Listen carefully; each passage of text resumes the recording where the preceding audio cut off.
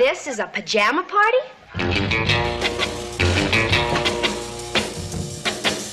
Gonna get together tonight. Tell everybody that the time is right. Just after 8 we'll congregate. Pajama party tonight. Gonna get together and dance all night. And do some talking while the moon is bright. So get your date and don't be late. Pajama party tonight. Oh, what a party tonight. We'll have a party tonight. Don't you know it's the latest craze? Having a party wearing your PJs. Gonna get together tonight, that's right. We're gonna dance till the broad daylight. So gather round where the fun is found. Pajama party tonight.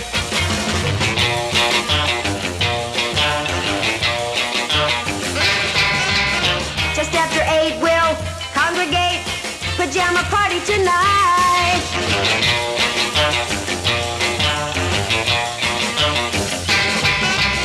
So get your date and don't be late. Pajama party tonight. Oh, what a party tonight. We'll have a party tonight. Don't you know it's the latest craze? Having a party wearing your PJs. Gonna get together tonight, that's right. We're gonna dance till the broad daylight. So gather round where the fun is found. Pajama party tonight, yeah. Pajama party tonight, Pajama party tonight.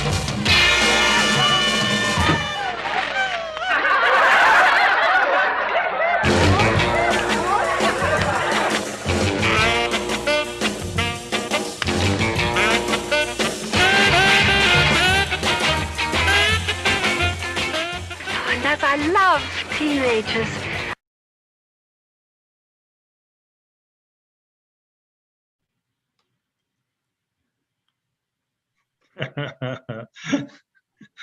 Russ, did you ever go to any pajama parties? Oh, overnight parties with friends when I was growing up all the time, part of the culture. Right. So yeah, like you hang out, sleepovers.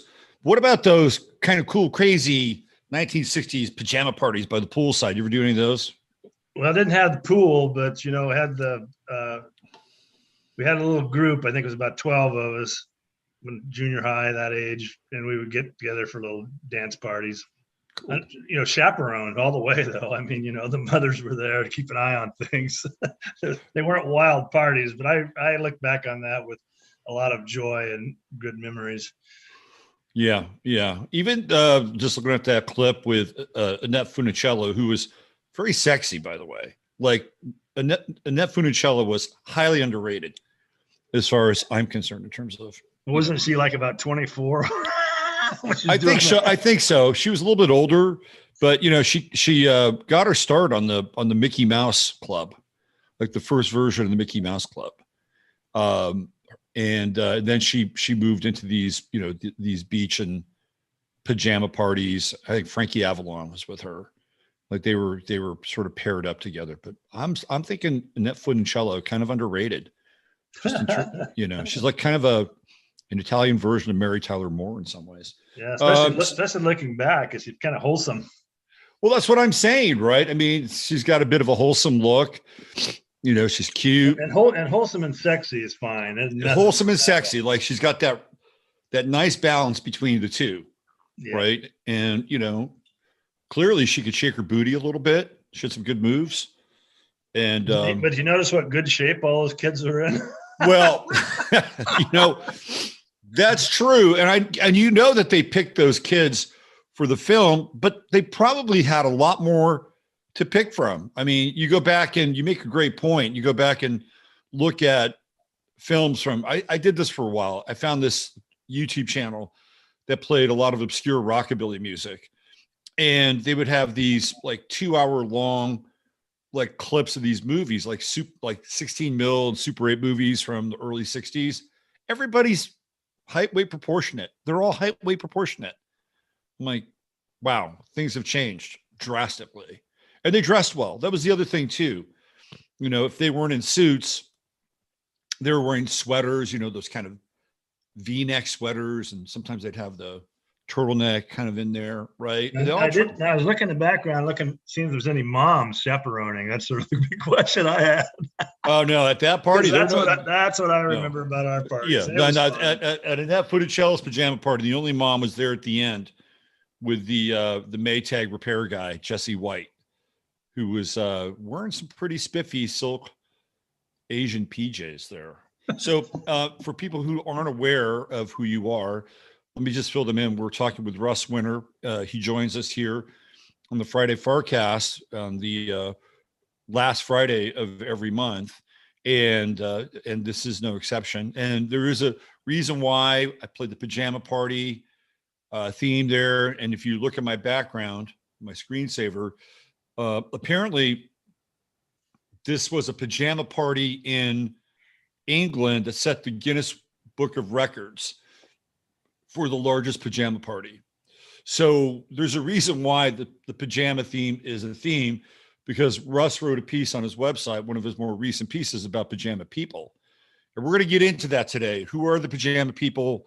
How did they get there? And we're going to kick that back and forth here a little bit. But before we do, Russ's website is winterwatch.net. We'll be going there to look at the pajama party article, kind of go over it, go through it. And Russ is a true warrior. This man is a warrior because he had to go to emergency last week. And most of you know that Russ lives in the Czech Republic, but he made a trip to the U.S. to see some family. And that's where everything started to really just go right off the runway. So Russ and I were talking about it before the show started, and he volunteered to talk about the experience, because the experience itself kind of speaks to where we are in our time in all these degraded services, the degraded care that we're all experiencing, unless of course you have just a shit ton of money and you have private everything, you have white label service. But for most of us, we've now been kind of moved into like this other pen of this so-called new reality. So let's get into it a bit here, Russ. You flew from the Czech Republic to the US, and you've been dealing with kind of an ongoing condition that you've been managing. But when you got to the US, your condition got exacerbated and you couldn't manage it. And therefore you had to start to engage with the medical system here. So why don't we start there? Well, I took the 9 hours of flying, and that kind of went well, because before the flight, I was kept checking flights out of Frankfurt, and Lufthansa, United, they're having a lot of problems canceling flights, a lot of late flights. So I was really concerned about even being able to make the flight to begin with. But that actually went okay. It was one of the few days that week, this is last Friday, that ran on relatively on time. And then I got to the United States, into Dulles Airport, Washington, D.C. And I think we were about the fourth plane or so that probably unloaded. And when I arrived at the passport control center, it's a big hall there. And to the right, probably 40% are foreigners coming in, and then the U.S. citizen, which I'm a U.S. citizen, to the left. And there was, I looked at the line. There must have been 3,000 people. That's staggering. This is like 8:30 in the evening. So this is kind of at the end of all these flights coming into the United States and the Dulles. And I kind of looked, I was kind of talking to some of the people, and somebody was saying, well, they got 4 guys to check everybody through. And so that began the ordeal. And I probably, this is the problem that you deal with. If you're not really pushy and not really thinking ahead, but I didn't really anticipate this. But, one of my friends is saying, well, you should have gotten wheelchair service, because I got a bad knee. I had knee surgery and I'm kind of hobbled. It stiffens up on me. And so I got you're a dude too. And dudes don't like to do that generally, right? I mean, it's kind of an honor thing, last resort. You know what right? Am I right about that? Yeah. You got to change that, especially as you get older. I mean, my God, and especially what they're putting on us. So I ended up standing in line with a lot of other people, missing flights. There's a girl I was standing next to. We were checking her flight, canceled. She was going to go to Nashville. So there she's stuck in the airport. Another guy, and people are kind of passive. They're kind of pissed. People aren't happy with the situation, but it's like they don't want to speak too loudly, like they're concerned somebody's listening to them. And then they had this big brother figure on the intercom, you're recording all the requirements, and sort of this George Orwellian type characters speaking down at the audience. Was it an actual face, like a recording of a face talking to people? Yeah, it was some functionary, some border control functionary speaking to people. Mm-hmm. Don't bring any food in. Kind of warning people of any kind of shit that might come down, or if you're violating the rules. So 2.5 hours later, I was in pain. I mean, my knee was tightening up. I was really feeling bad, and I was already tired. Long flight to begin with, and not moving around too much and the condition I have is called prostatitis. This is short term for enlarged prostate. Old man problem, and usually it's tolerable. It's not the end of the world. It's there all the time. But it's not the end of the world. Well, I got through this line, finally got home, finally got to bed at 2:00 in the morning. My son came and picked me up. And next day was fine. We had kind of a fun day. And then overnight, I just locked out, couldn't urinate. And I battled it for 5 days, too long, trying to be tough. And because usually this goes away. That's another guy thing, by the way. Yeah, usually it goes away. This is just temporary. You might have 4 hours of it, 5 hours. And then I thought I found this little trick where, you put your hand in the warm water and then you start urinating, and, you can kind of release some of the buildup. Mm-hmm. And then I just got real weak and real lethargic.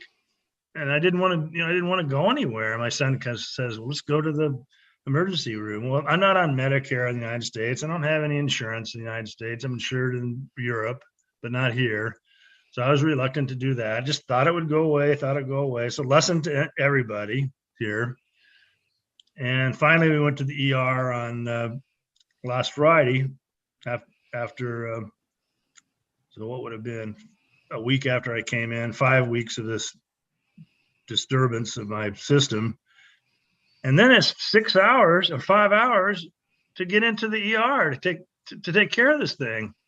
So I think when I went into the ER, maybe I had 1.3 liters of urine in my bladder, not totally stretched out, but I had no way to really relieve myself in this 5 hours. So by the time they put the catheter in, there's 1.7 liters of urine. And what that does is stretches your bladder out, and it literally causes bladder failure. That's kind of what the urologist told me later. And it can cause serious kidney problems, backs up into your kidneys. So that it could be quite dangerous to your system. Yeah. So I think I might have been very, very close to going into shock, sepsis, and dying. Sepsis, definitely. Yeah. Yeah. So the infrastructure played a role. It does play a role. It does play a role. So it's a perfect storm, right? You're having to acknowledge that you're having this issue, that you're mortal, right? So that's one side of this thing. Then you come into the U.S. and then the infrastructure is not set up to get you through there quickly. And then my judgment wasn't the best on top of it. Right. So there's that. Right. That's part of the coming to grips with, your mortality in some ways. You have to adjust those things, but the infrastructure doesn't help.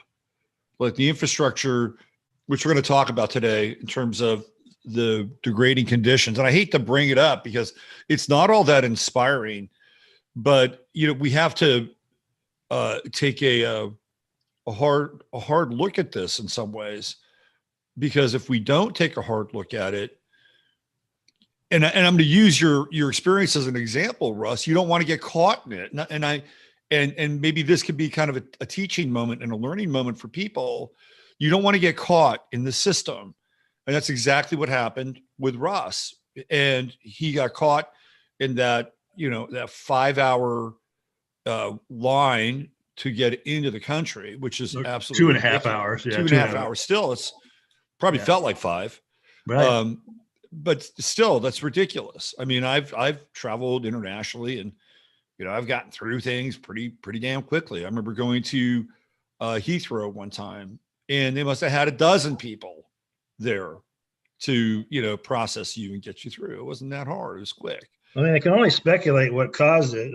I might speculate that maybe it's this COVID, these COVID mandates that they've pulled on everybody.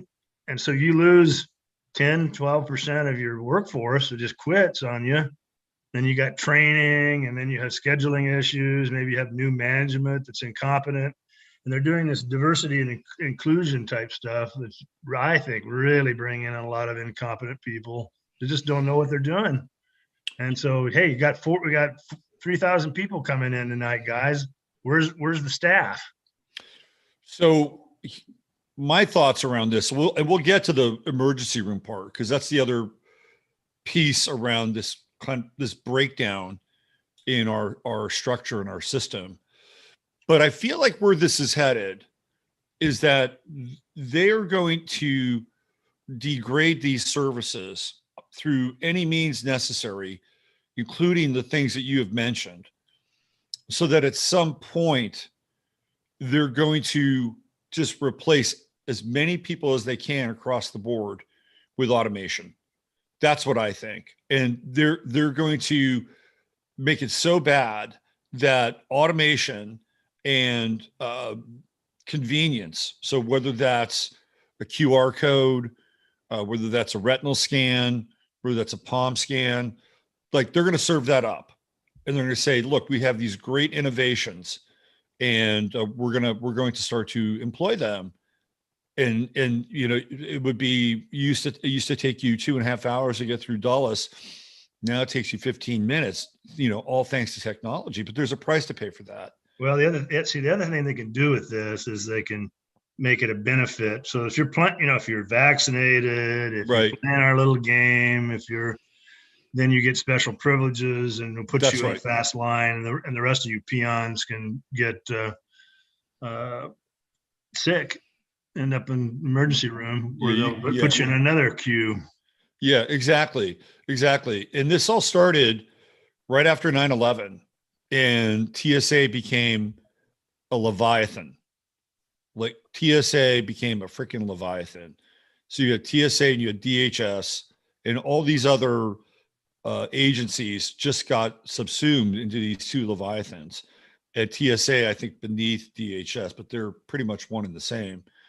And then once TSA got involved, and once there was the specter of these ongoing terror events, and of course they needed to sell that a few more times with people like the shoe bomber, and the hapless guy that they carted in from Africa that one time, right? Who was basically given a pass to go right into the plane with no passport, government agent. Turns out that he's got they planted something on him.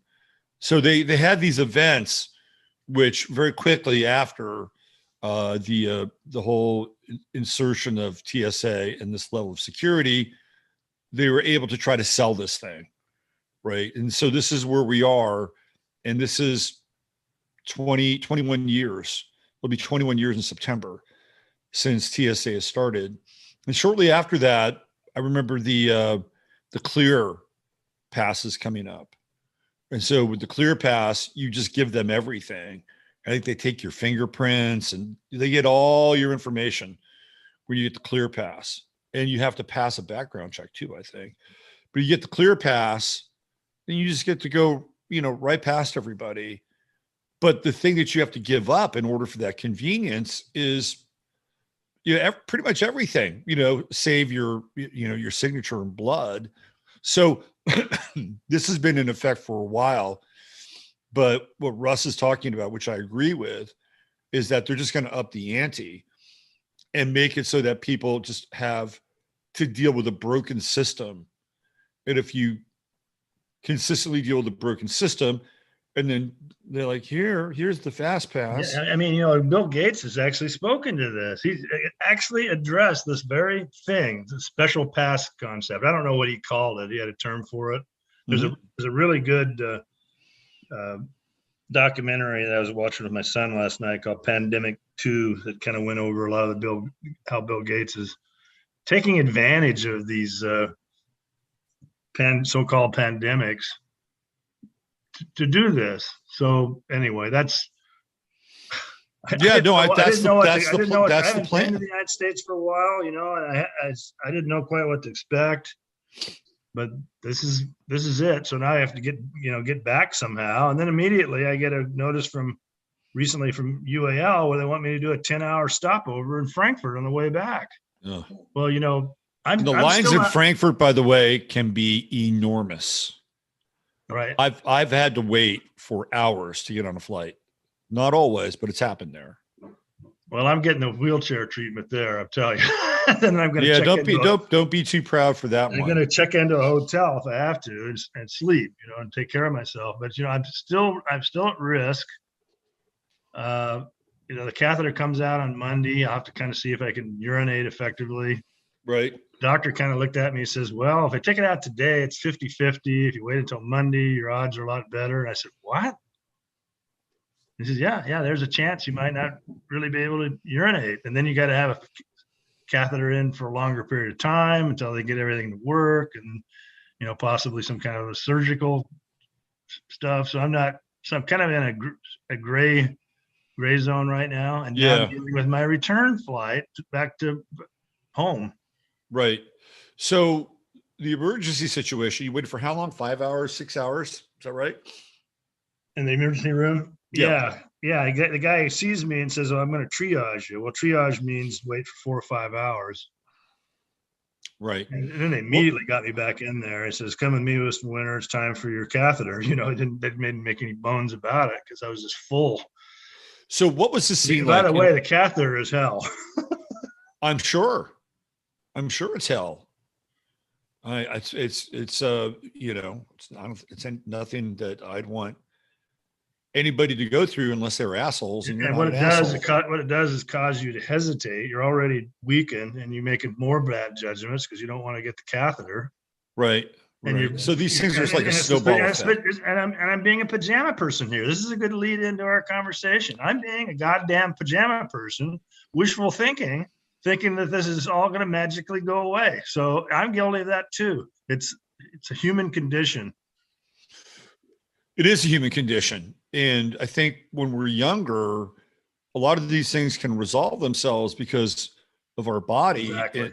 But as we get older, they don't resolve themselves in the same way. And so we have this mindset that we're still maybe in our 30s or 40s, but our bodies are saying you're actually much further down the line. Yeah, because you get so many, when you live as long as I have, and I'm older now, you have kind of close calls. I've had prostate cancer exams, and you got a PSA of 18. Well, the reason I got a PSA of 18 is you got these urinary tract infections from this prostatitis.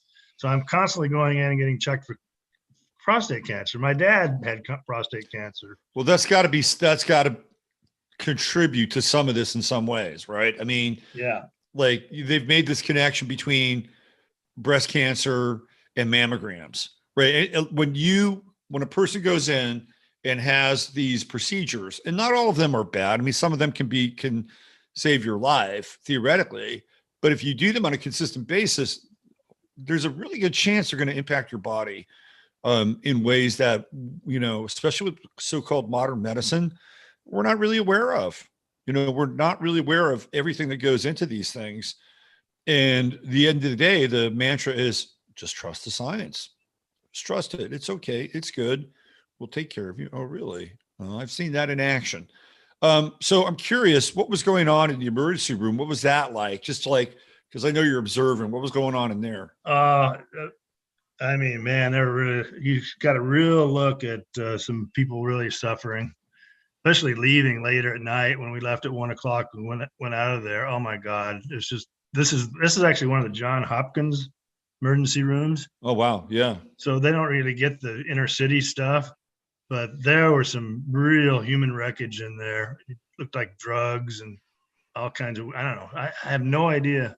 They had rolled a bunch of essentially dying people and put them into these extra rooms, spillover rooms where I was being treated. That was shocking. It was right out of a horror movie. It sounds like Jacob's Ladder. Have you ever seen Jacob's Ladder? Yeah. Like those scenes in the hospital and Jacob's Ladder are terrifying. Like, it was terrifying. It was a really memorable day. For all the wrong reasons. Right. Yeah. So how long has it been since you've been in the States? I came back in 2018 for my dad's funeral for about 3 or 4 days, but that was actually pleasant, his family and friends. And your dad was beloved and respected too. Right. So it's a whole different situation. Right. The red carpet treatment. Exactly. Yeah. Yeah. So, that's been 2018, not that long ago, 4 years ago. And then before that, 2013. 2013. So have you noticed any considerable change in 4 years since you've been here? It's just clusterfuck America. Just strip malls everywhere, and it's ugly. It's an ugly country. I was a little more impressed with Washington, D.C. We went into Washington, D.C. for a day. It was a hot day. Not too many people were out over the weekend. And it's not a great capital in the European sense. It's not real ornate or anything, but it had a certain look. It kind of yuppified, I guess is the way I would describe it. We even drove into the northeast part of town in the black areas and didn't really look that bad. So it's not a bad capital in a way, but then once you get outside, you got a lot of the strip malls everywhere, and just the commercialism is just overwhelming compared to Europe. So brands everywhere. The median income within the 2 or 3 zip codes around rich DC off the charts. Yeah, so this is a wealthy area. The median income there within those 2 zip codes or 3 zip codes, I think it's the highest in the nation. Yeah, nice homes, and the area that my son lives in he kind of picked a neat area to live. He made a good housing choice for the market you're dealing with, which is super expensive. Kind of a open space area. So that's my impressions are not super negative, but I'll take a pass on this country. Right. I mean, just the experience with the systems, which sound like they're becoming more and more Kafka-esque all the time, right? And if people have ever read The Trial or The Castle by Kafka, the protagonist goes through these seamless, unending trials of meaninglessness and cul-de-sacs and dead ends. And it feels like it's becoming, and I believe it's all intentional. This is part of the planned obsolescence that they've kind of baked into this system. So we're going to get into this concept and idea of pajama people. And I'm going to pull up Russ's site here, and we're gonna zoom in on it. I love this. I love the image I use for it. Let me see here.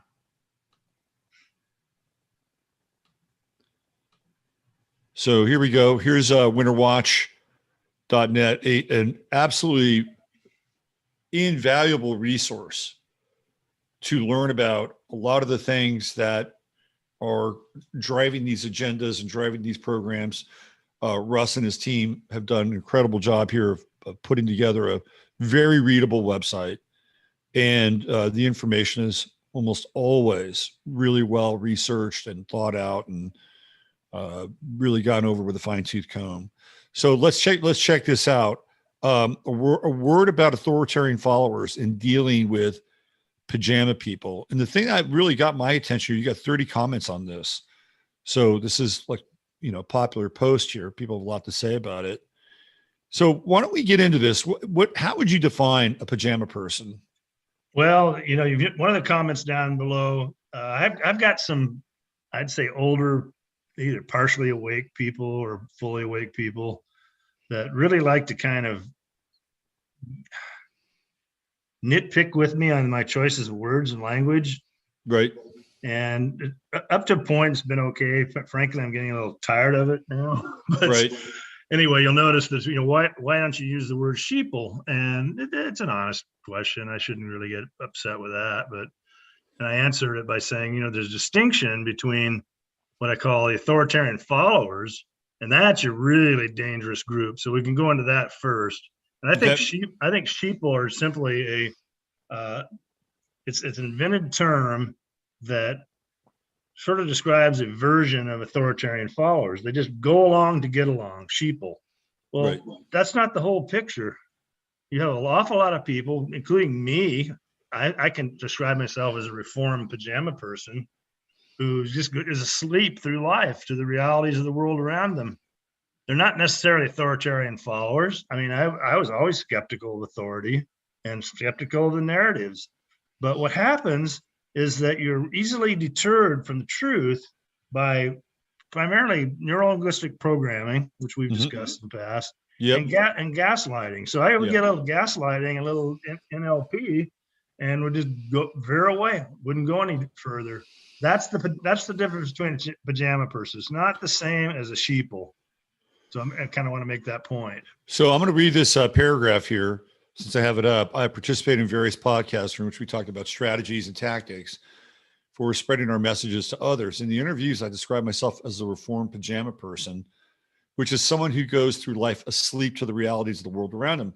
So I think that is a clear distinction between like a pajama person and a sheeple, right? I think that there's a distinct difference there because you woke up. Right. It was like you got the red pill, to use a metaphor there. Yeah. Pajama people, you can wake up potentially. Authoritarian followers are impossible. So let's read this. I awakened with a jolt 9 years ago at an older age and have traveled down many rabbit holes, learned as much as I possibly could. I view my website, Winter Watch, as a resource for others who are in various stages of awakening and from which to garner topic surveys and talking points. If this were Lord of the Rings, we would be the ones wandering through Middle Earth, having to deal with orcs and the rest. The pajama people are those back in the Shire. So they're not completely aware of what's going on out there. Yeah, exactly. And so then I go on and talk about the authoritarian followers. And I said, the first rule is to avoid and not deal with people of the lie.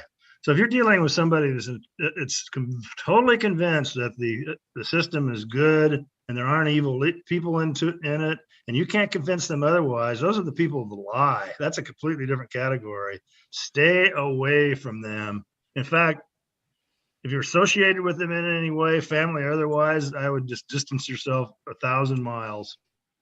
You don't want to be polluted by these people at all. You're never going to convince them. You're never going to be able to argue your point. And they'll go about talking behind your back, stabbing you behind the back, and try to damage you. There almost seems to be a form of possession with these people.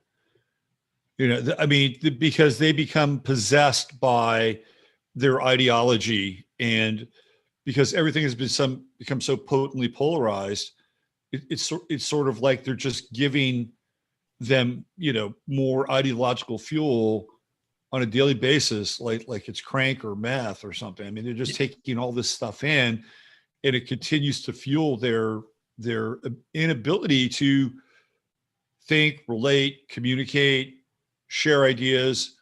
And the thing that I've noticed, Russ, and I'd love to get your opinion on this, is that one of the things that seems to drive the people of the lie that you're talking about is hate. These people live on hate. Have you noticed that? Yeah, and they really get driven into what I call Hegelian dialectic, and everybody has got to be really familiar with that concept: divide and conquer, Hegelian dialectic. That's what Trump was all about. And to this day, people are just distracted by that, or Trump versus Biden. I mean, no, it's classic stuff, right? Yeah. I mean, but we get it all the time too. Like even if you go back and look at Obama coming off of Bush, those 8 years of Bush were not great. They were not great. They were. That's when the raping and the pillaging and the plundering of the infrastructure really started to take place. And sending all this money over to Iraq, suitcases of money over to Iraq, and starting to launder all those funds. So that was a hard time. If you were awake during the Bush era, that was a very difficult time. If you were a pajama person, you would, kind of just say, well, this will correct itself. But then we go from Bush to Obama, and there is some of that Hegelian dialectic there. Like, it's like he's going to be the solution, right, for all these problems that we inherited. And by the way, I voted for Obama. I hate to admit it. I mean, the guy completely fooled me. He had a couple of speeches he made that really appealed to me when I was a pajama person. I think it makes sense. People are just going to start hanging up on me right now when they hear that. But I'm just being frank about my growth on this stuff. I think I think that kind of self-disclosure is really healthy, because there are people out that are listening to this, they're saying, oh shit, I voted for Obama too. Like, I'm glad that I'm not the only one. Right. So this can be actually really healthy and dare I say healing for some people, because let's face it. I mean, people were fooled. People were really, it was the perfect candidate for the semi-perfect storm. Right? Yeah. So a lot of people, I think a lot of people, if they had to in private, they'd say, I'd like to have that vote back. Right. Yeah, and then when Trump came around, I was no longer in that mode. I was out of pajama person mode, and I said, "Hey, you're going to get fooled again," and I was right. And a lot of people abandoned my site. I have never taken a popular path. If I had pandered to all these people, I'd have a much bigger readership. But I can't do that. So. Yeah, I've been highly critical of Trump, and I know that I've lost some people along the way. And I remember in the early days when I was looking at this Q stuff, and I'm like, you people got to be really careful with this.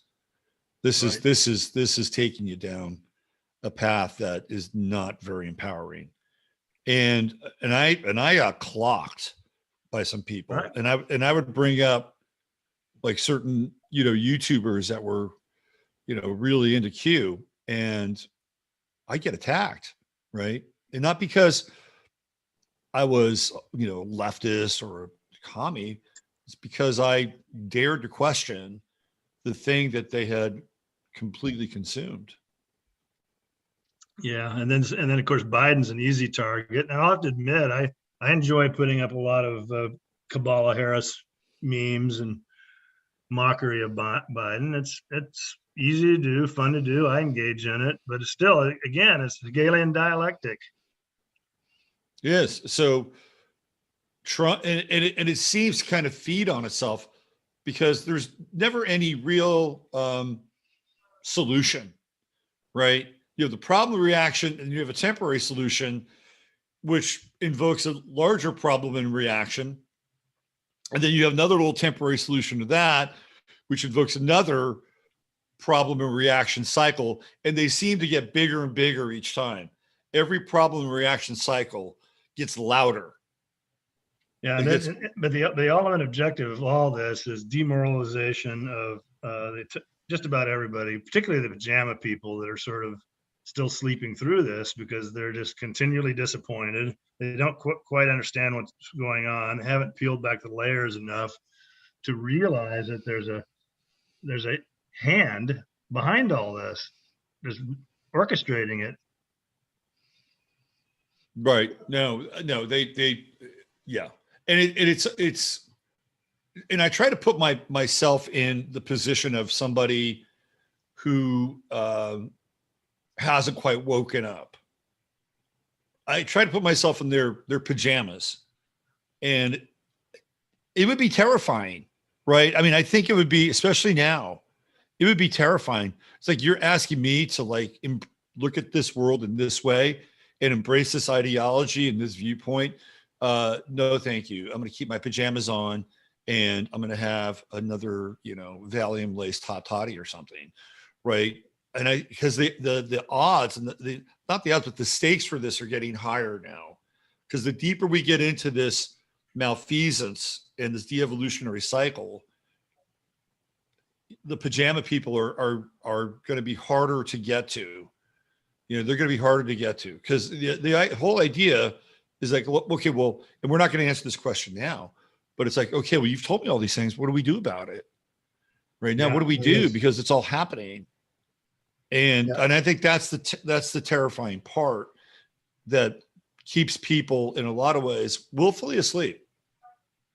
Yeah, I mean, I'm always challenged by the question of what can we do about it? Okay, what if I accept your point of view? What can we do? And to be honest with you, I don't always have quick, ready answers.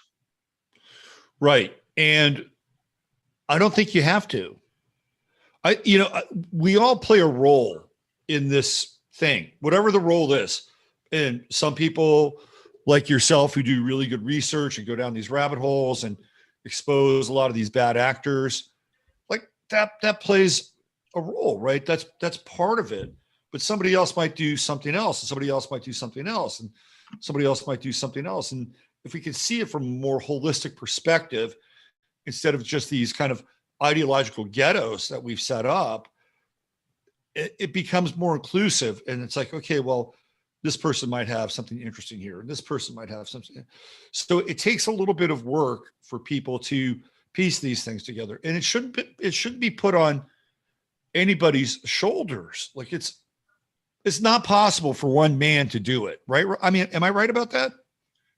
Yeah, I mean, what you got to do is you got to find like-minded people and support each other. Support the sites that you want. Don't go on a Winter Watch and harp on my language. And I mean, that's happening all the time. Well, why do you use the word deep six? What do you mean by kakistocracy?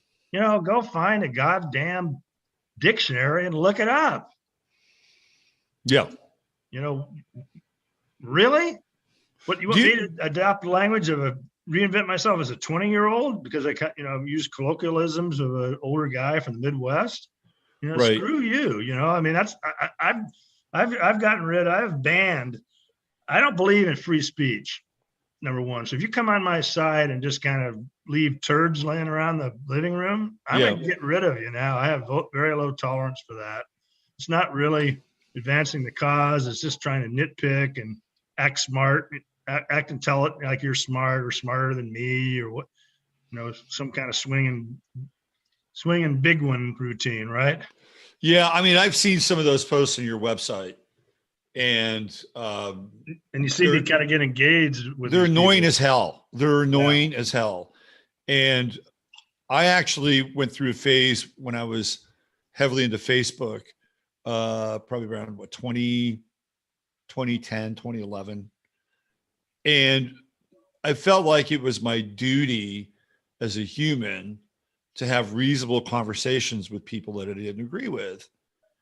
And then after a while, it was like, why am I wasting my fucking time on this? Yeah, get rid of them. I'm like, you're gone. Yeah, like you're gone. Not free speech. I'm sorry, I don't support full free speech. If you can't lend something to the cause, you can't support the cause, you can't share the cause. Maybe I'm not your guy. I'm not arguing that I'm not the end all be all, but I'm just kind of one guy kind of doing my thing. And if you're coming on the site, try to support. They'll say things, well, you can't handle criticism. Damn straight. Look, I think there's a way to engage. Like there's a way to engage. And if somebody said, hey, Russ, could you clarify this? I'm not sure what you mean by this term. I think that's fair. Right. Right. I think it's fair. You can say, well, this term comes out of, this book or, this philosophy or this ideology, and I applied it to this. Right. And be, okay, cool. Thank you. But what happens, and this is how our world is kind of de-evolved now in a lot of ways. Like I kind of got into this today on Twitter with somebody. And this guy on Twitter, who I'm not going to mention his name, but he's kind of well known. He's kind of well known. And I asked him, he said, well, if people believe the Jews are behind the great conspiracy of the world, they're in truth or kindergarten. I'm like, oh, that's interesting. What does he mean by that? And I know what he was doing. He was trying to get a reaction. What that is kind of what's called straw man argument, where you create a very, very broad statement and attach it to somebody like you and me, as if though that's exactly what we believe, when there's a lot of nuances to it, right? Right, exactly. That's neuro-linguistic programming, how you can dismiss somebody in general, or call them an anti-Semite or whatever. Right. So, and I think this is an interesting point. So I asked him the question, just out of curiosity, are you Jewish? And he wouldn't answer my question. He said, I'm gay, black, and Jewish. And I respond to him, her, he, she. Right. So he answered my question by not answering my question. So, if I wanted to, I could concur, well, maybe he is Jewish, and this is his way of, deflecting what I just asked him. But really, the bottom line is, if we're going to have any kind of real discussion, it would be, do you believe that, Jews or Jewish people, are behind this grand conspiracy? I mean, I feel like, and you may not agree with that. You could say no, maybe some, maybe all. Who knows what your answer is? But at least you have a dialogue there, right? But everybody now is just, you have to have a dialogue, because they're involved at many levels. I would agree. It's like, and I didn't want to go there either, because I don't have the time, right? I don't have the time to talk about Stefan. Because it can also be overstated. You sort of have just very, very broad generalization. I see that in a lot of my comments, and I don't really like to censor that too much. But sometimes I'll see the Jews are behind it all type of statement, and I'll just put that in trash, because I don't think it really adds to the conversation. So I try to be fair. A lot of that stuff is like bait too. Like, you get enough of that on your website. Like, oh, we got another one here. Yeah, right. You just got to clean it up. So you got to clean it up. But so if anybody's finding their comments aren't going through, you start rethinking your tone and what you're saying, because I'm going to judge you, and it's not a free speech site. That's fair. I think that's an absolutely fair platform to deal with. You got to add something to it. And I just felt like that tweet was like completely dismissive and arrogant, and it didn't engage any kind of conversation, right? It's just like, here I am, this is what I believe, because I've got the answer. And if you believe this, well, you're just in truth diapers. I have a section in this article called Argumentative Fallacies, which probably take too long to go through. It goes through a lot of these types of arguments of how they deflect. Right there. Yeah. So it says, a solid understanding of argumentative fallacies and a high degree of mental sobriety is also recommended. I saw this. I thought to myself, this is actually a really good pair. So people want to know, well, what can I do? Well, here you go. Like, this may seem minor, but these things are important. A solid understanding of argumentative fallacies and high degree of mental sobriety is also recommended. I would avoid the use of any drugs or alcohol when these topics are being introduced, discussed, or pondered.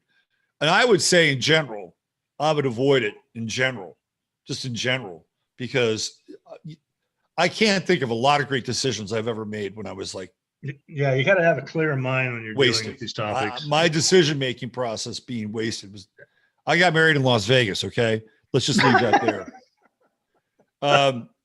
One of the hardest aspects I have to deal with personally is using tremendous amounts of mental energy while neglecting physical health. That too has become consciously overcome. So you wrote this before you got into your health catastrophe. Is that right? Yeah. So in some ways you kind of knew what was coming, even though you didn't really know what was coming, but that's important, right? I mean, if somebody really went over that paragraph and really read that paragraph, it's like, here's a guy that's saying that, hey, I've neglected my physical health. You shouldn't do it. Right. This is not, you want to be healthy, because it seems like you did a trade-off here. You became probably more sedentary, plus your knee not being so great. said, okay, I'm going to bring all my energy up to my head and get into this stuff and untangle these things. And in the meantime, your body begins to get into kind of this advanced state of rigor mortis, right? But that's there. I mean, there's things in that paragraph that if you pay attention, that's part of the change. Yeah, and so what that's addressing. See, the pajama people are basically in Stockholm syndrome. They're captives. So that's the problem. They believe that ignorance is strength. Well, ignorance is not strength. But what I'm saying there, here are some ways. If you come out of the Stockholm syndrome, first of all, you're going to lose your inner child. That happens early on. And this is kind of when you're the angriest. This is when I would really get into tussles with authoritarian followers and different people around me. And I just started blowing people off. I said, I'm really not interested in you being my friend anymore. I went for that phase. And I kind of backed off from that. I'm a little more understanding, especially of pajama people, not authoritarian followers. Distinction there. So when you come out of this, and everybody's personality is different. Everybody has their own methods. I'm just talking about me. And some people really probably could deal with it a lot better. Well, no, I think it's everybody has like a personal evolution on this path. We all go through this awakening process, and I know somebody out there has probably diagrammed this thing out. And right after you go through the awakening process, there is this kind of ecstatic rush that you've locked on to some it's also painful. Well, that's the other side of it. That is the other side of it. The painful side is the other side. If you're in touch with your humanity, you'll experience the painful side. But there is that rush, like, wow, this is great. I always knew that things weren't right. I always knew that the world wasn't what I thought it was, and here's proof positive, and there are these other people, and let me get more of this so we can reaffirm what I've been knowing most of my life here. And there is kind of a rush around that. And yeah, because the topics themselves are kind of fascinating and kind of dark, and so you go into dark topics. Well, it's a cult, right? It's also a cult knowledge because it's hidden. And then when you get into that, it's like, gee, I've got hidden knowledge. Yep. Which is like an occult. It's like an occult power. I have an occult power that you don't have. Yeah, that's true. That's true. You go through all that, but basically what you're doing is you're waking up out of this pleasant state and removing a veil of what George Gurdjieff calls a buffer. These veils or buffers are often false egos or negative programming. So once I started breaking out of through my false ego, I had to overcome another myth and barrier. And this is really important, namely a belief that is spiritually forbidden to try to change people's minds. A lot of people hold that myth. Go back and repeat that again. Read that again. Okay. Once I started breaking through my false ego, I had to overcome another myth and barrier, namely a belief that it is spiritually forbidden to try to change other people's minds. From my experience of trying to be a messenger, I've concluded that many truthers, or those who are in various stages of awakening, are caught in this mental syndrome. It is a form of black pilling. So rather than taking the red pill, you become black pill and kind of throw in the towel and said, okay, well, I know, but I don't want to, I have no business convincing anybody else. And right. So the black pill is like the sort of the nihilist prescription for dealing with what's going on in the world. Well, it's kind of how we've been programmed. And Andrew Carnegie's How to Win Friends and Influence People that my mom used to shove in front of me all the time. Right. Well, a lot of that book, if you read it, I was forced to kind of read it as a teenager, is sucking up to people all the time. So is that how you translated that book, or is that? Some of it is just telling people what they want to hear. And not right. And not, there is ruffling, that. And not ruffling people's feathers in any way. Well, so Trump had spiritual training in that, right? He had spiritual training, the whole power positive thinking thing. Norman Vincent Peale was one of his mentors. In fact, Norman Vincent Peale married him and his now deceased first wife. What's her name? Ivana, right? Ivana Trump. I always get Ivana and Ivanka kind of confused. Don't you think of that's just like big ego type stuff? Well, I think so. I mean, I do believe that there is a inherent choice to be positive or not. Like, I think there's an inherent choice. It doesn't mean that you are blind to the truth. I think that's a really important distinction. But if you're always negative, I mean always negative, there's a much better chance that your life situation and circumstances are going to begin to reflect that. Right. Yeah, right. That's true. Yeah. So I think that there's an energetic thing there. But to your point, I've seen, these positive people, they're so fucking positive, they make me want to puke. And I do think that there is a form of sucking up there. And when you listen to Trump, he'll talk about fabulous, awesome, the greatest, right? Where did he get that from? He got that from, Norman Vincent Peale, who is, by the way, 33rd degree Mason, as well as being this New Thought church leader. But on the other side, Trump has Roy Cohn, who's his other it's like such a weird, like, mentorship, like a Satanist, basically. A Satanist, like, and one could maybe make a point that Vincent Peale might have been a Satanist if you go down the Freemason rabbit hole, but they're very different, right? And Cohn he would call Roy Cohn all day. It wasn't like they'd get together over the holidays or something. Like, he would call him 3 or 4 times a day to get his advice on stuff. And Roy Cohn was vile. So those are Trump's, 2 spiritual teachers. And I think in a lot of ways they reflect a part of Trump. Like, you get the positive side a lot of times with him, but then there's also the kind of the Roy Cohn side. So I'm looking at this video here, True Fucking Meditation. Now this video is a satire. Now you notice the first comment, Dave said, I was going to bring that up because somebody was dissing you for putting this video up here. I said, this is a joke, right? Meditation is bullshit. Sitting there, going deep, and utter waste of time. Try working out, busting your ass. I answered, yes, Sherlock. If you had actually watched the video, you would see it is a bit of a joke. Humor is the tonic being applied here. Let's watch the video. I haven't seen it. Let's watch it. Yeah, you got to have humor. My God, people, and it's easy to just take yourself so seriously with these, these things that are going on in the world. Meditation is a good thing, but this is humor. I think meditation is good, but I think there's different forms of meditation. Okay, here we go. Not every meditation style works for everybody. This guided sitting meditation will help you learn to simply be and to look within yourself with mindfulness and equanimity. Allow yourself to switch from the usual mode of doing to a mode of non-doing or simply being. As you allow your body to become still, bring your attention to the fact that you are breathing. Do not think of Jacob Zuma or that bitch Hillary Clinton, and become aware of the movements of your breath as it comes into your body and as it leaves your body. Not manipulating the breath in any way or trying to change it.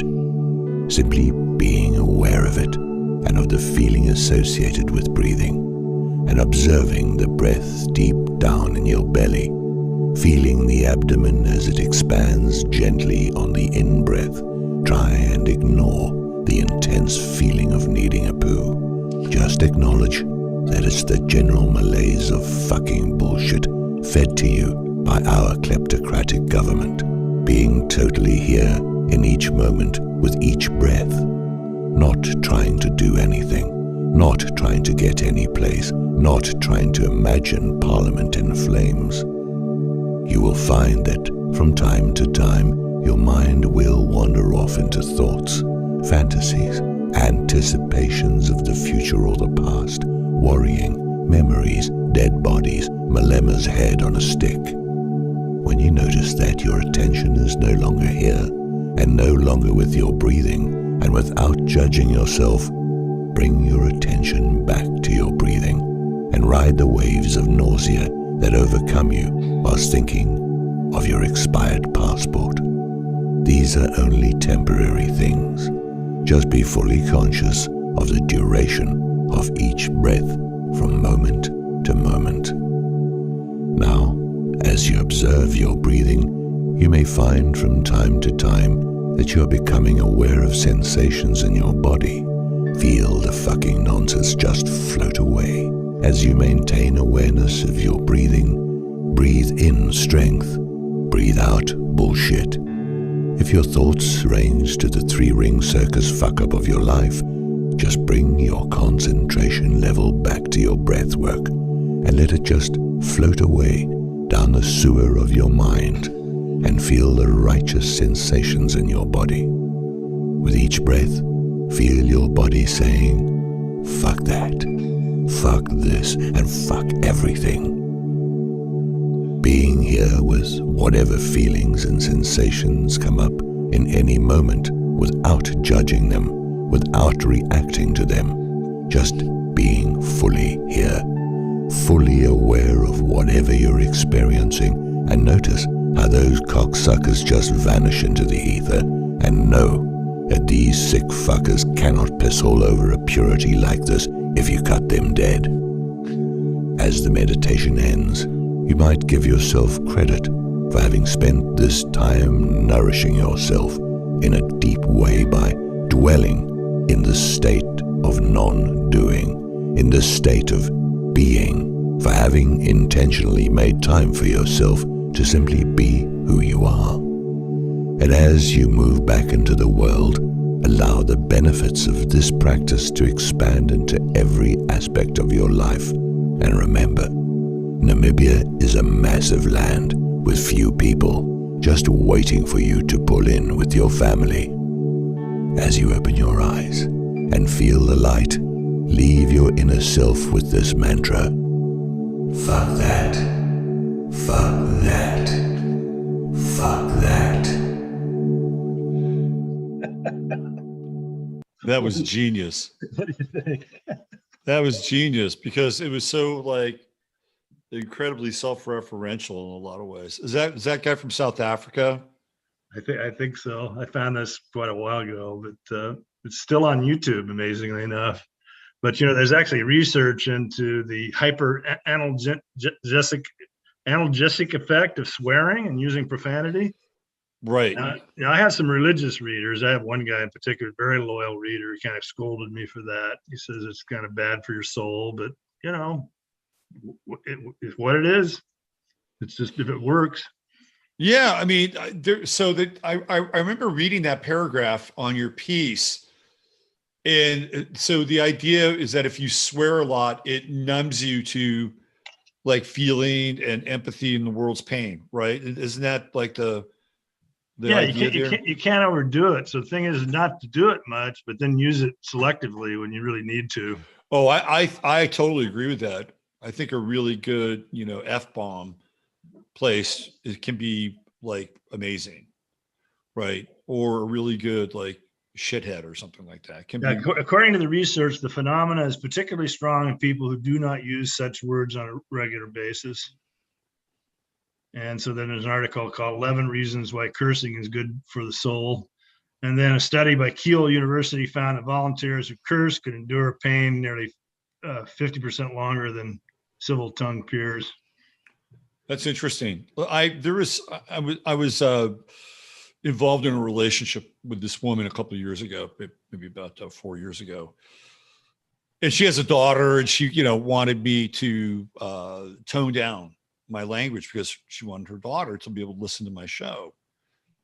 So I did that for a while, and I just couldn't fucking keep up with it. It was like, it was okay for a while, but every now and then.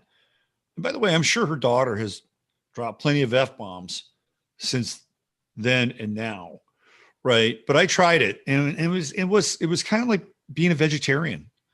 It felt okay for a little while, but after a bit, it was Yeah, like, but your show, you don't overuse profanities. In your no, show. I don't. I've been accused of it every now and then, but not very often. And Tony Robbins talks about this because Tony Robbins knows exactly what you're talking about. He knows the power of an F-bomb when he's doing his presentations. Right. And he'll bring it up every now and then just to kind of like jolt the audience or, elicit some humor. But it's, he's not Richard Pryor about it. Yeah, I do it once in a while, but I do it within the context of a rant. I think I do it effectively when I do it. But yeah. Sometimes you get with some people, if Dino, for example. Dino's an F-bomber. He just goes on and on and on.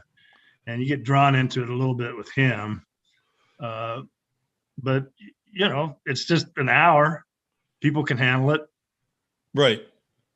Yeah. I mean, there's I think a therapeutic use to dropping the F-bomb or the occasional scatological term when you need it. The other thing that it brought up when I read that, like the analgesic effect and the hiring of the threshold of pain. I did a thing this last week where I found this study about acetaminophen and Tylenol.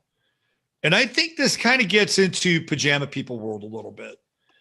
And they had found through at least 3 very thorough studies that people who'd been given, like there's a control group, right? They have some people that get the liquid with nothing in it, and some people get the liquid with acetaminophen in it. And then they would run these tests on them.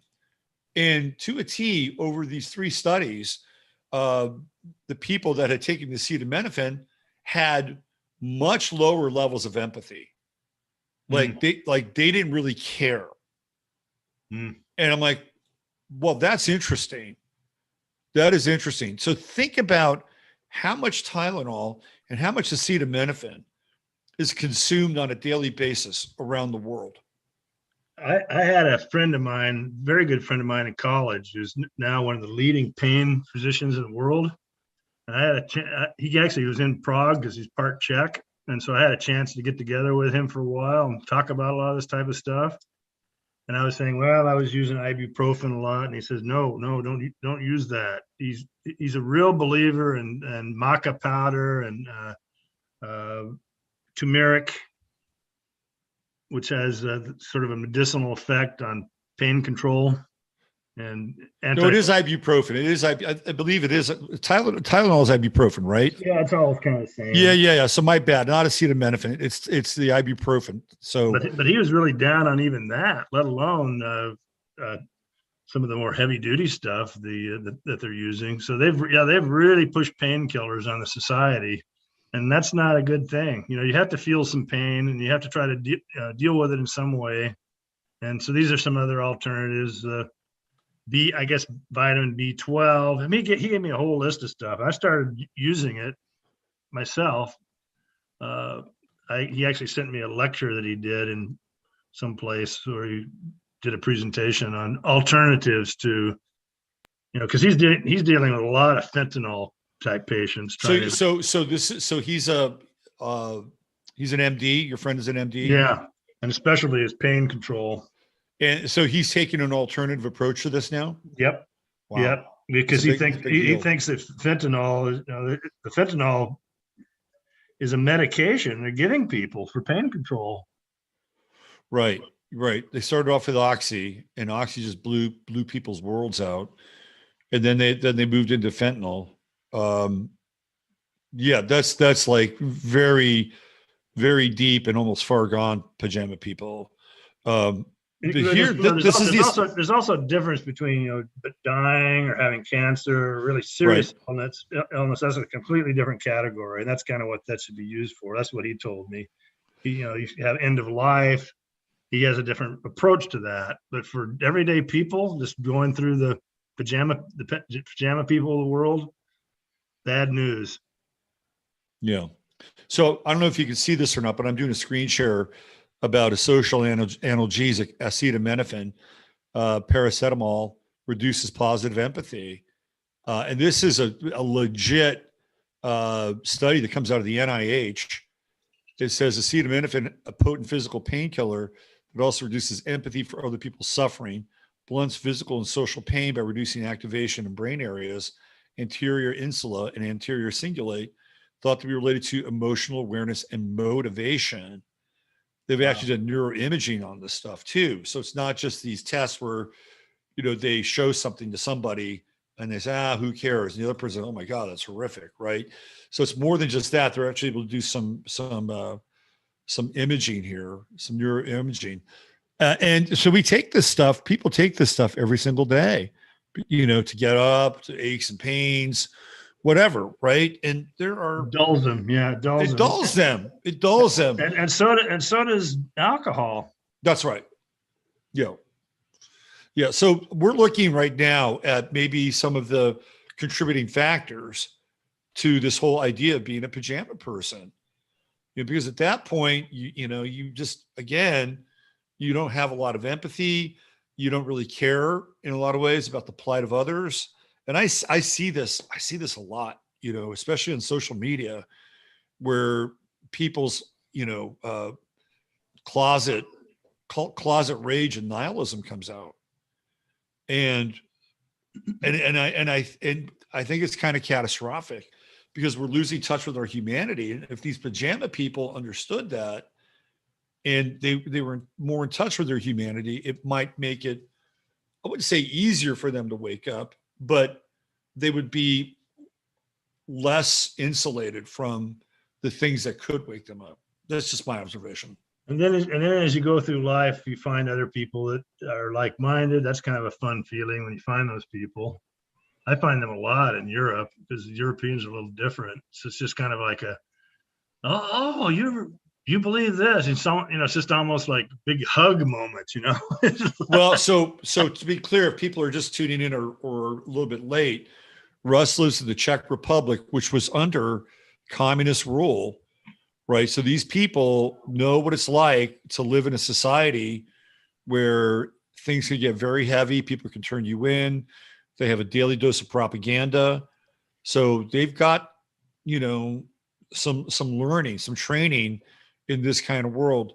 Do you find that to be true, Russ, when talking with the Czech people and people from that area? Yep. Yeah, I do. Once they realize where you're coming from, they just come out of the closet just like that. Right. Amazing. Right. And then you're no longer like and then they're your friends. You're kind of you're no longer the blockhead American at that point. Yeah, right? You're sort of in the same boat together. Yeah. Yeah, that's interesting because those people, and the tricky part of all this is that if we go back, we look at, the Russian Federations, we know it started in 1994. So you got 2004, 2014, 2024, right? So that's 30 years now, right? So we have, 2004. So 30 years, that's almost a generation. So now you're seeing kids that were born post 1994 kind of grow up, and they may not have the same kind of recall or that immediacy of how horrible that system was. Have you noticed that, or is it more broken out with older people that you have this conversation with? Well, the whole term is fourth turning. I think you probably heard that term. Yeah. Oh, yeah. Yeah. And the fourth turning in the United States is different because this new generation is just ridiculous. Well, and they're going to bring all their thinking and their garbage with them. And you're going to find it harder and harder and harder to deal with you talk about pajama person. A lot of those will shift into authoritarian followers because they're fanatics. So you're going to get more authoritarian followers out of this fourth turning. So that really concerns me about the United States, how these younger people are being raised and indoctrinated. And in Europe, it's a little different. It kind of depends on the part of Europe, because like the Germans have been very heavily brainwashed, almost like Americans. Yep. But what's the power situation like over there? Like in terms of, air conditioning? Because I've heard that the Germans are getting this message that you may not have any heat this winter. Have you? So Yeah, I got my new gas and electric bill. It's been hammered. I reduced my energy use by 20% last winter because I knew the prices were going to go up, and then I got my bill and it's doubled, despite the fact that I'm 20% lower on energy uses. they were talking about this in the UK. They basically looked at what it's going to cost to heat homes in the UK in the winter, and it was roughly around £1,500 a month. Wow, That's catastrophic. yeah, it's not that bad, but it's much higher. And of course, there's rationing. They'll turn off the lights or do some kind of inconveniences. Again, we're back to that infrastructure question again, and this is Right. really a classic way to do it. And plus emptying the shelves. Now I've noticed here the shelves aren't too bad. I went to Lidl with my son and his wife the other day. It's not a bad store here. Seems, but we were talking to the checkout gal, black gal, kind of a character, and my daughter-in-law wanted to send the cherries back because they were $7 a pound. And she says, well, you better get them now because in August they're going to be $9 a pound. So she sits there and sees the price of food coming through her check stand. She's like an expert on it. Right. She's like a ticker tape. She's the human ticker tape. Yeah, amazing. Yeah. She warned us. She warned us. Take advantage of it now. I agree. I did something the other day. I was actually at the store and I bought something that I normally don't eat. It was a cantaloupe. I bought a cantaloupe because it was fairly cheap. And I said to myself, I'm going to eat this cantaloupe before the cantaloupe is going to be out of my price range. Before the next option is insects. That's right. Yeah. The whole insect thing is just insane. I played this video with Robert Downey Jr. on Stephen Colbert this week. Have you seen that? No. I'll send it to you privately. Basically, Robert Downey Jr. comes out and starts shilling for climate change. And the way that he's doing it, he's on Stephen Colbert. And the first thing he brings out, and I'm almost positive that they did it in this order for a reason. Okay. He comes out and he doesn't bring it because he's not even in Stephen Colbert's studio. Like they've got this thing split screen and he's probably zoomed in or whatever. So Stephen Colbert has products that Robert Downey Jr. has sent him and that he's representing. And the first product is this toilet paper, which is made out of bamboo, right? I'm like, okay, well, that's kind of cool.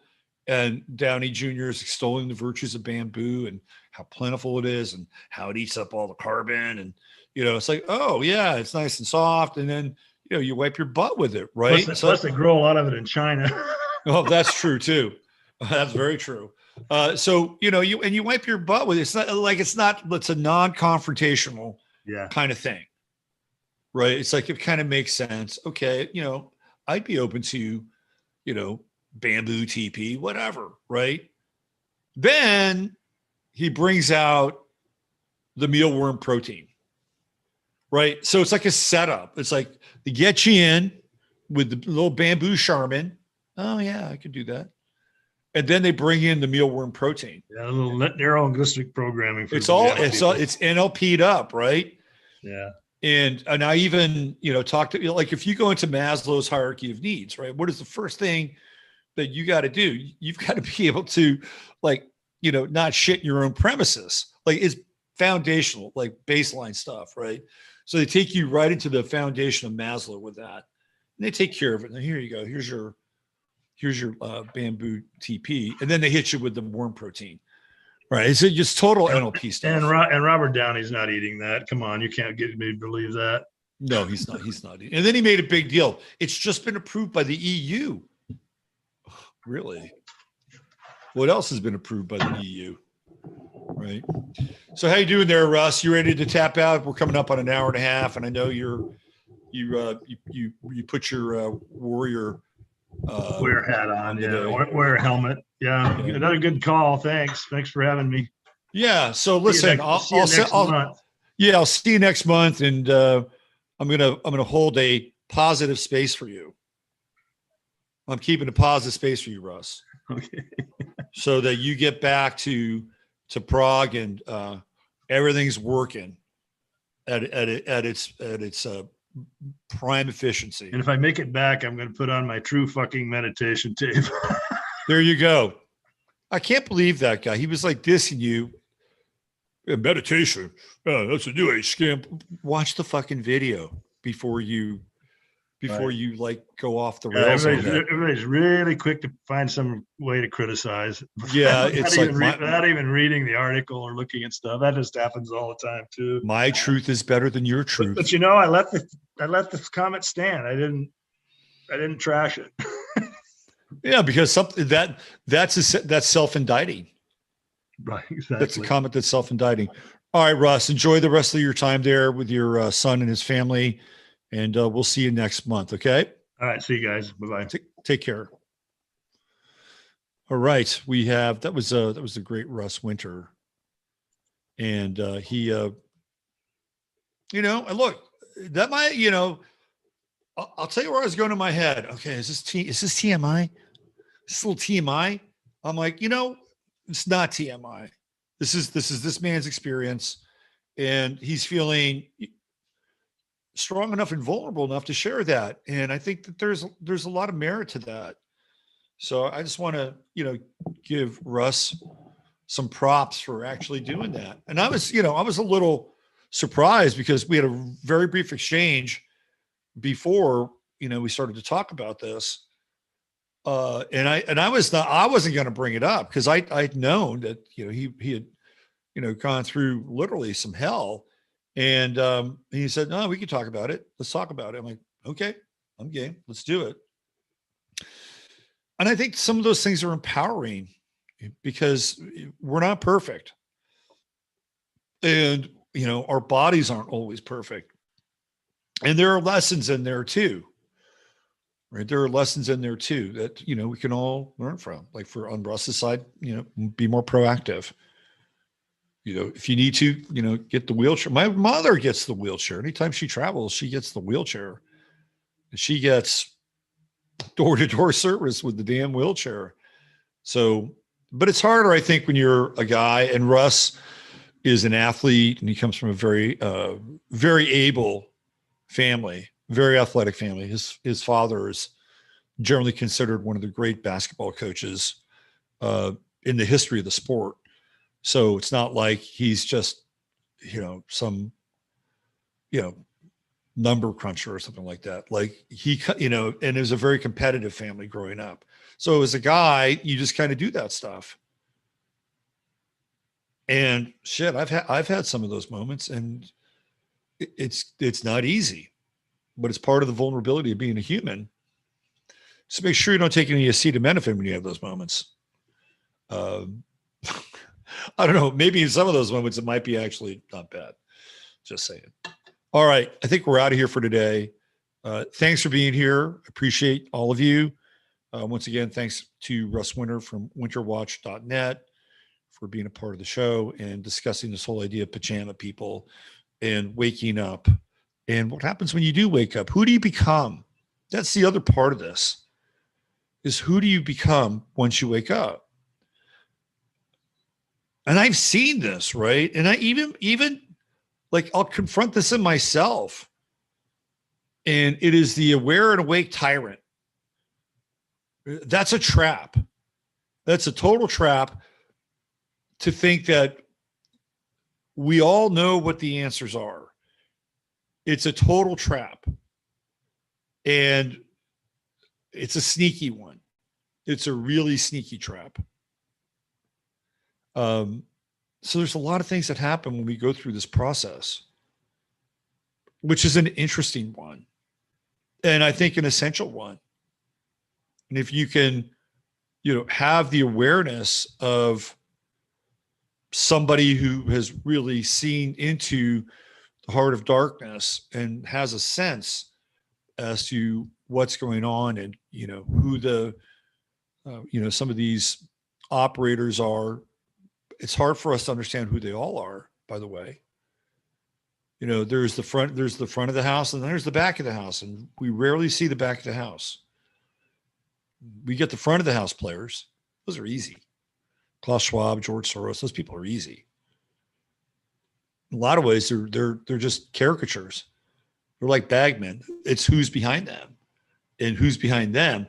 That's where things get very interesting. And the further you go into that place, the more subjective it becomes.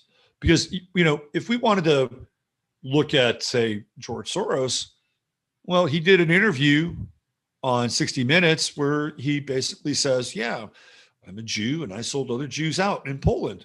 And if I don't do it, somebody else will. Like, there's a record for that, right? So you have a tangible piece of evidence for that front of the house player. It's much more objective. I could show that to somebody, and if they're relatively awake, if they have a crack or a scintilla of awareness, they'll look at it and go, "Oh wow, that makes sense. Look, look what he's done since then." But when you go behind George Soros and behind of George Soros, you're in a very subjective realm, and you have absolutely no way of being able to. Very rarely do you have a way to be able to name the name, state the fact, and illuminate the perp. It's very rare. So then we're off into this, kind of interesting world of like parallel thinking, symbological referential breakdowns. Right. So we're into more kind of free associative thought and kind of looking at how things connect. And, through that process of connecting those things, then we could be able to put those pieces together, but they're still quite subjective in a lot of ways, because I may see something one way and have these pieces come together, and you may not be able to see the same thing. You may say, well, that's just, balderdash, but I could show you the Soros thing. You might go, okay, well, that makes sense. Right. So we're not all going to agree on what, where this whole thing is going. Nobody really has the definitive answer. And if they do, I guarantee you, they'll be shown that they don't. They'll be shown that they don't. And I think you can have some insight, some clear insight, but that's always changing. To some degree, that like the landscape is always changing. Like how people dealt with Donald Trump before COVID, it's like there's a pre-COVID Trump, right? That would be PC, and then there's AC, and those are two very different realities. And there were people that were, pinning their reality and where things were going based on PC. And then what happens AC, it's like, wow, I've got to rethink this, right? So that's just one example. And when we think, especially now, this is my astrological perspective coming in, what we think of as a particular thing, right? The way that it looks on the surface. Right now, the time that we're in, the inverse is more than likely to be true. So for instance, let's say Joe Biden and Kamala Harris and this whole drama that we're watching, which seems like it's a controlled demolition, and it doesn't seem like it is. So we look at it from that perspective, and we can say, okay, well, this is where this is going. This is how it's going to happen. They're going to roll this out. They're going to roll this out. They're going to roll this out. There's a pattern there. We can make sense of the pattern. But at the end of the day, is that actually what's going to happen? And how is this going to affect people? Because that's the other part of where we are now. It's not always going to, there are unintended consequences for these things that are being shoved in our face and rolled out. And they may think that they have the highest level of computing, quantum, maybe it's a quantum computer whatever, right? In the Beast system computer and Bern, Switzerland or whatever, right? They may think they have this thing just, game theoried out to the final detail and the final breath. I guarantee you that even with that kind of modeling in all the different variables that get played out, trust me, they get played out, that they are flawed. They're flawed. Because there is always the potential for the slightest bit of chaos to come in. And it doesn't even have to be big. It doesn't have to be major. It could be one little thing, one little piece of chaos that slips into the program, and then it winds up having a cumulative effect so that certain things don't happen. I'll give you a real quick example. I've talked about this last week, and it had to do with the shooting at the Greenwood Mall in Indianapolis. If you look at that event, it seems, again, we're putting together the pieces. We're doing some nonlinear kind of associative thinking because there seems to be a pattern here between Buffalo, Uvalde, Highland Park in Illinois, and then Greenwood Mall in Indiana. All the so-called shooters are the same age, which means that they had access to the same kinds of media and that they may have access to maybe the same Discord channel, quite possible. Seems to fit a pattern. And the shooter in Greenwood spent over an hour in the bathroom. What was he doing in there? What was he doing for an hour in the bathroom? I think that he was engaged in a series of texts with whoever was, and this is my belief, was his handler. And it took over an hour for those texts to click through and get him out into the mall so he could start shooting the mall up. What would have happened if he had done it in 5 minutes? Well, I'll tell you what would have happened. The guy who wound up actually taking him out wouldn't have been there. Again, this is all with the perception that this thing happened is real, right? We'll just use that model. And it was part of these other events, the pattern of these other events, and it fits the pattern. 5 minutes in, he goes into the bathroom. It's like, I'm good to go, right? But that doesn't happen. And it's the exact moment, pretty much, that he's doing this thing. And this young guy walks by and he knew what to do with his handgun. And he actually took him out from 40 feet. Am I right? Was it 40 feet? Was it 40 feet or 40 yards? 40 yards with a handgun, man, that's a good shot. 40 yards is significant. Like when you go to a range, 50 yards is a short rifle target.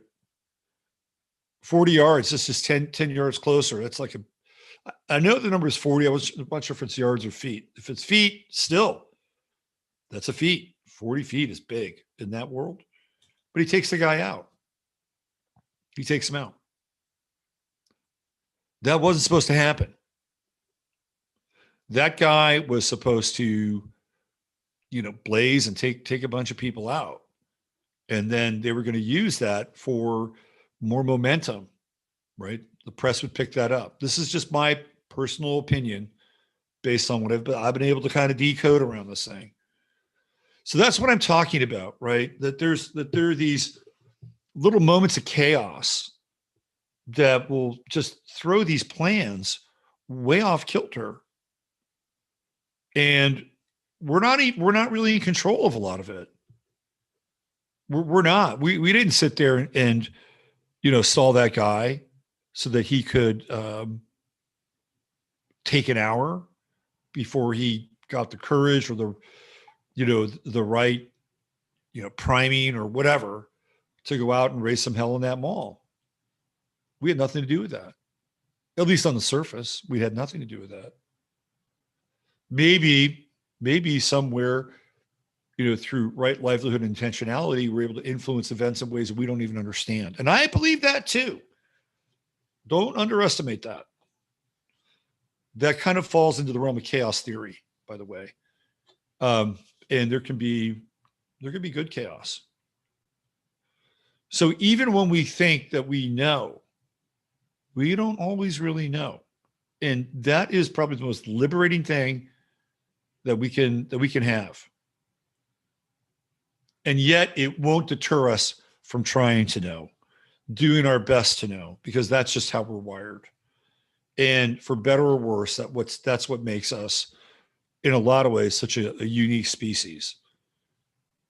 And let's hope that we can continue to be unique and evolve through this and get through this time and be able to reunite on the other side with a greater appreciation of what's taken place. Because clearly that's on the menu as well. And I don't know if this is the actual intent, but what we're going through now is teaching us something about the sanctity of life, the quality of our existence, and to be grateful for the things that we do have, and to not take them for granted. If that's what this is all about, and this is what they're teaching us in their own indirect way, then great. Thank you. Lesson learned. We're on to the next thing. All right. The next thing is Sunday night, and that's Sunday Night Astro Live. And we're going to get into Mars Uranus True Node. Kicking off. Last week, I was doing my best to be positive, optimistic, give you a different way of looking at it. This week, we might go a little bit darker, just a little bit. Try to balance it out. All right, take care. Use your head in order to discern what's real, your heart to say what's possible. Chataria, thank you for being here as always. And big shout out to the mods who, especially here on YouTube, do a fantastic job of, keeping the law and order, making sure that we have good boundaries. Good boundaries make better friends, by the way. Take care. Bye for now.